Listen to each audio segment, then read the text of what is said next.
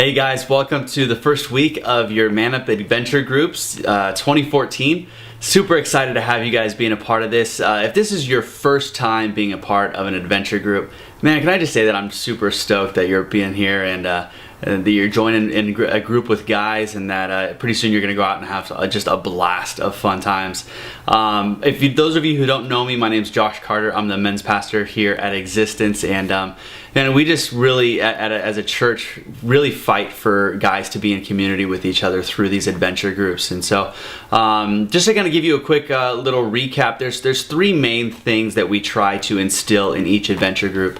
The first is authenticity. We want you guys to feel like it's a safe environment. You know, what happens in Vegas stays in Vegas. Well, hopefully what happens in your adventure group stays in an adventure group as well. Don't go bragging to your wives afterwards or telling, your coworkers about what happened. Keep the conversations private and so that you can build some authenticity there.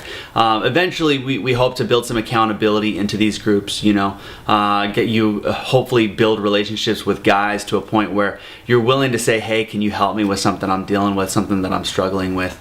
And then lastly, we want to build in availability. Our hope is that these adventure groups develop into something more than just something that you feel obligated to attend, but it's something that you want to go to, and not just on the days that you go, but also continue the conversation offline as well, increasing the availability to your brothers around there. So we are starting out our adventure groups, and this is week 1, and we are in a series called basically the gospel. And so this is week 1, and week 1 is unfortunately all about the bad news. The word gospel actually literally means good news, and in order for the gospel to be good news, it has to invade bad spaces. And so in order for us to talk about the bad spaces, we kind of have to start from the beginning in Genesis.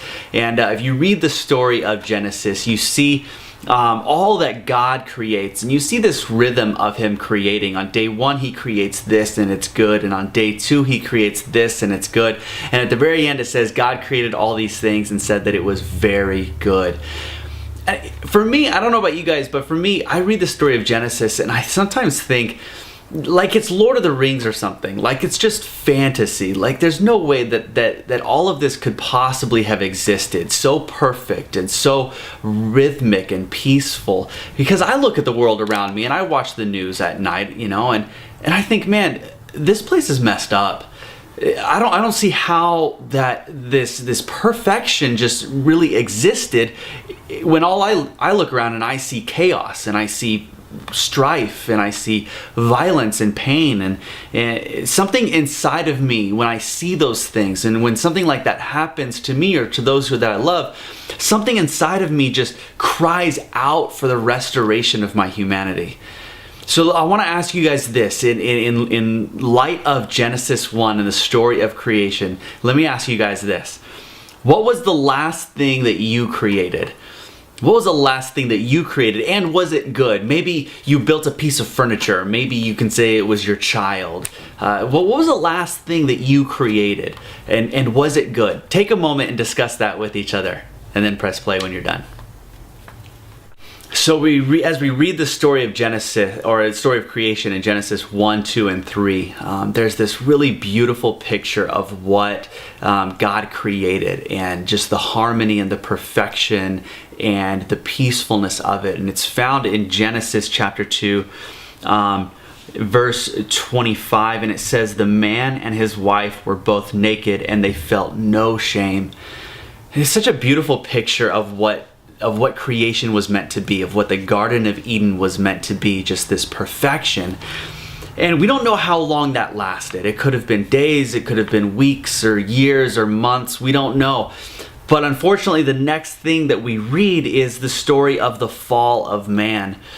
And as you reread this story, we see in verse 4 that the serpent, the snake, is crafty, and he's enticing the woman. And he says to her, "Sure, you will surely not die, for God knows that when you eat of it, your eyes will be opened and you will be like God." And then she gives in, she caves, and she eats it. And then it says in verse 6 that she also gave some to her husband who was with her, and he ate it as well. And I just gotta say, as men, a little bit of a side tangent. Where was Adam when his wife is being seduced and his wife is being tempted? He's standing right there next to her. He's this quiet, weak, timid, passive guy just going along with all of this. And as men, we're not called to stand by. We're not called to just be on the sidelines while the people that we love are getting taken out.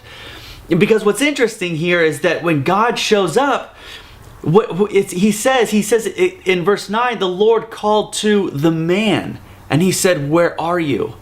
He didn't call to Eve, he called to the man and he said, "Where are you?" And then one of the most painful realities of the fall of man comes in. In verse 10, Adam answers, "I heard you in the garden and I was afraid because I was naked, so I hid." See, we see back in verse 25 of chapter 2 that there was no shame in their nakedness, that it was just normal. And now all of a sudden sin enters the world and then there's shame and there's pain. It's such a horrible verse. And the good times end here. The good times end here in verse 6. Now all of a sudden rebellion has been declared against God, and this system, this perfection, this rhythm that God created has been fractured. And then we see in verse 9, God declares the results of sin. Here's what happens to this system that he created as a result of it. We're going to skip down to verse 14. The Lord said to the serpent, "Because you have done this, cursed are you above all the livestock and all the wild animals. You will crawl on your belly, you will eat dust all the days of your life. I will put enmity between you and the woman, and between your offspring and hers. He will crush your head, you will strike his heel." To the woman he said, "I will greatly increase your pains in childbearing. With pain you will give birth to children. Your desire will be for your husband, and he will rule over you." To Adam he said, "Because you listened to your wife and ate from the tree about which I commanded you, you must not eat of it. Cursed is the ground because of you.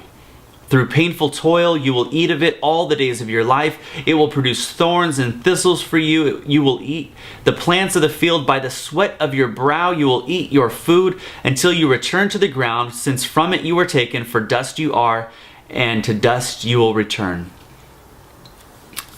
Let me ask you guys a question. You read this. You read about the snake being, to his belly he goes, and the strife that is now there between the serpent and mankind.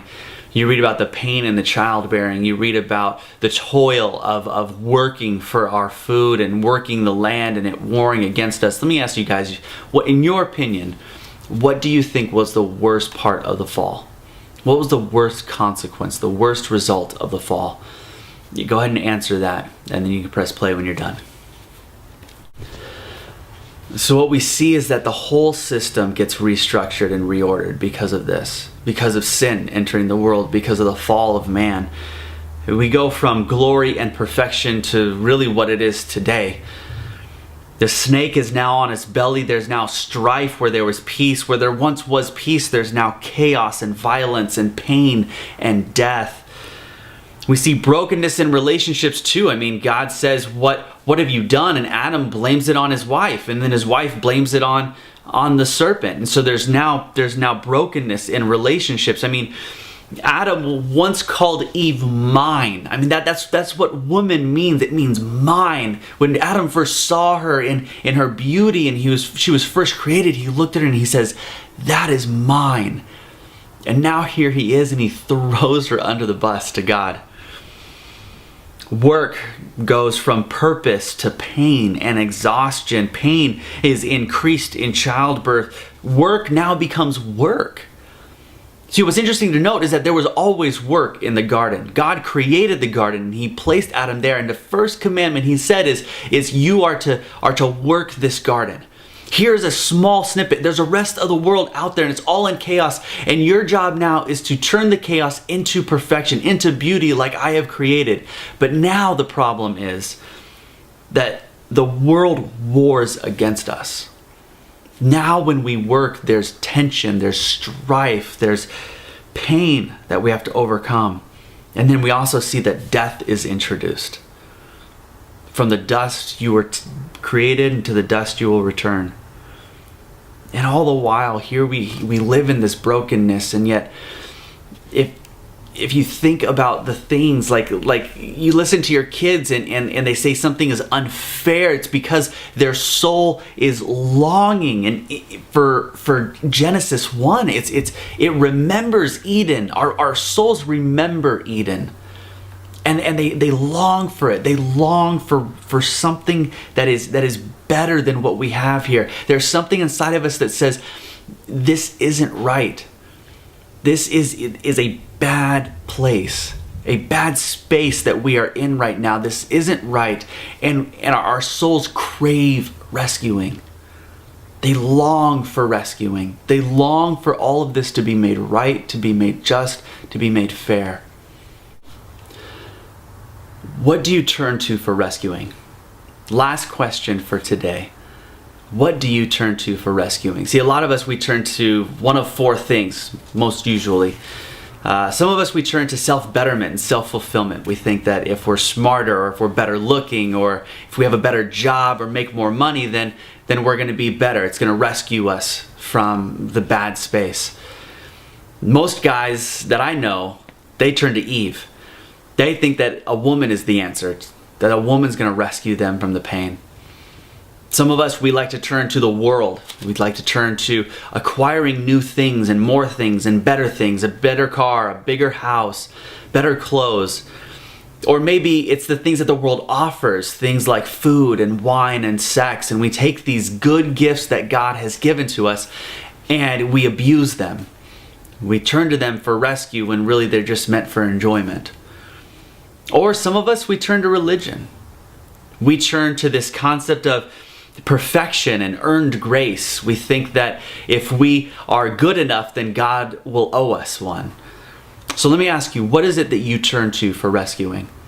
Go ahead and be authentic, be open, trust the guys that are with you. Answer that question and then go have some fun and have an adventure. Love you guys, and we'll see you next time.